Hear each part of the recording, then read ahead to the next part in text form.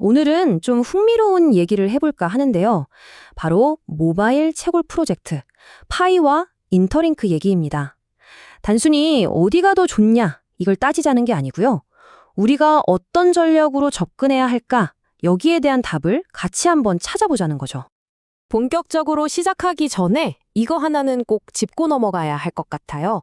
뭐냐면 제가 드리는 모든 정보는 참고 자료일 뿐이라는 거.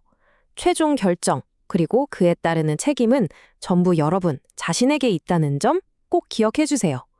저는 가능성과 위험성을 보여드릴 뿐 마지막 클릭은 여러분의 몫입니다. 요즘 시장 분위기 참 묘하지 않나요? 겉으로 보기엔 정말 고요한 호수 같은데 그 물밑에서는 뭔가가 거대한 엔진이 서서히 예열되는 그런 느낌이 들어요. 바로 지금이 주변을 잘 둘러보면서 기회를 찾아야 할 때라는 거죠.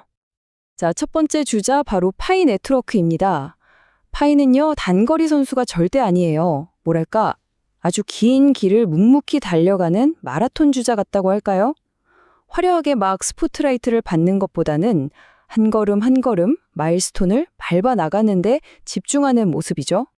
최근에 파이에서 나온 업데이트들을 보면 방향이 아주 뚜렷해요. 한동안 좀 멈춰있나 싶었던 대규모 KYC가 있잖아요. 이게 AI랑 생체 인증으로 본격적으로 풀리기 시작했어요. 벌써 수백만 명이 통과했고요. 이건 시스템이 멈춘 게 아니라 조용히, 하지만 꾸준히 앞으로 나아가고 있다는 아주 명백한 신호라고 볼 수 있겠죠. 그리고 바로 이 숫자가 그 증거입니다. 270만 명 이상. 이게 그냥 가입자 수가 아니에요. 메인넷으로 갈 모든 준비를 마친 진짜 핵심 유저가 270만 명을 넘어섰다는 겁니다. 프로젝트의 실질적인 규모랑 진행 상황을 보여주는 아주 중요한 지표죠. 파이의 큰 그림, 장기 전략은 이 파임라인에 딱 나와 있어요. KYC를 처리하고 메인넷으로 사람들을 옮기고 또 예측 가능한 주기로 락업이 풀리는 이 과정 전체를 보세요.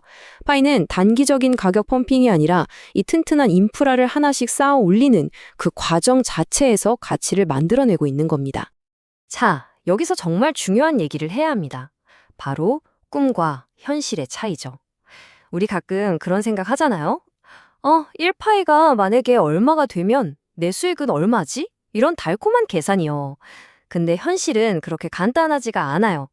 진짜 가치는요, 실제로 락업이 풀리는 속도, 메인넷으로 넘어가는 사람들의 비율, 그리고 이걸 받쳐줄 유동성이 있는 거래소가 있느냐, 이런 복잡한 것들이 다 맞아떨어져야 결정되는 겁니다. 그래서 파이를 대할 때 가장 현명한 자세는 바로 이거예요. 감정에 휘둘리지 않는 것. 막연한 희망에 들뜨거나 반대로 절망에 빠지지도 말고요.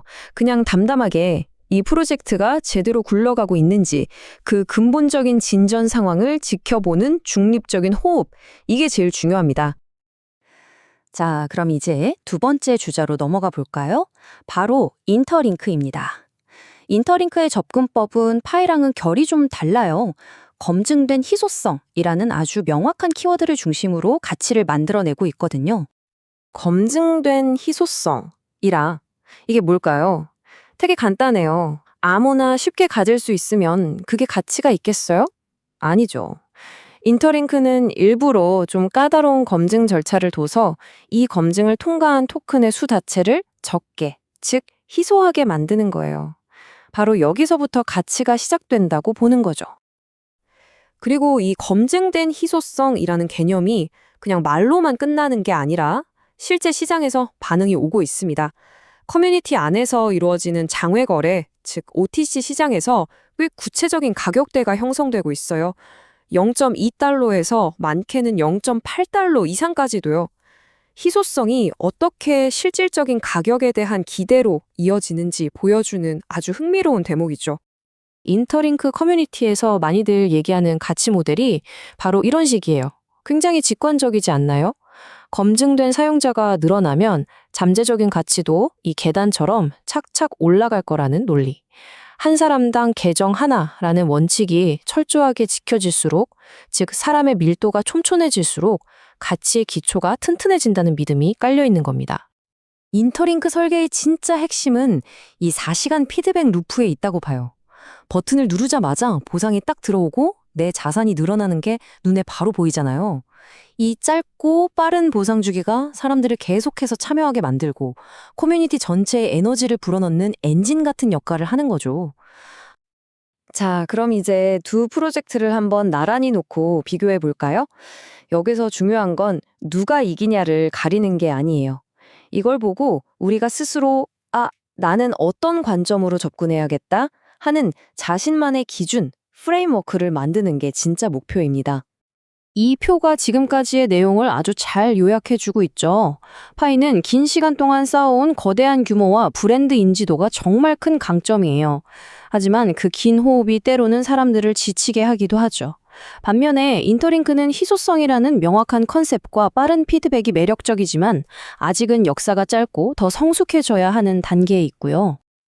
그렇다면 이걸 보고 있는 우리는 어떤 전략을 짜야 할까요?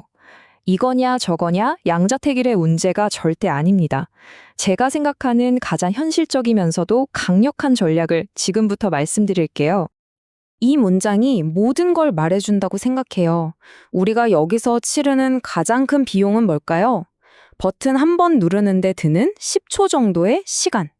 그럼 우리가 얻는 가장 큰 보상은요? 바로 미래에 대한 선택권, 즉 옵션입니다. 리스크는 거의 없는데 잠재적인 보상은 클 수 있다는 거죠. 그래서 가장 현명한 전략은 아주 명확합니다. 그냥 둘 다 하세요. 파이의 24시간이라는 긴 호흡의 리듬, 그리고 인터링크의 4시간이라는 짧고 빠른 리듬. 이 두 가지 리듬을 모두 타면서 양쪽 생태계에서 올 수 있는 기회를 전부 다 잡는 겁니다. 그리고 이 두 프로젝트를 성공적으로 끌고 가기 위해서 꼭 지켜야 할 원칙 4가지가 있어요. 첫째, 개인 간 거래, OTC는 전적으로 본인 책임이라는 것. 둘째, 단기적인 가격에 흔들리지 말고 KYC 진행률 같은 인프라의 발전을 봐야 한다는 것. 셋째, 꾸준함이 결국 미래의 내 지분을 만든다는 것. 마지막으로 남들 말에 휘둘리지 말고 내 데이터를 직접 기록하고 그걸 기반으로 판단해야 한다는 겁니다. 바로 이런 차트처럼요. 우리가 진짜 봐야 할 건 들쑥날쑥하는 가격 그래프가 아니라 이런 인프라 지표들이에요.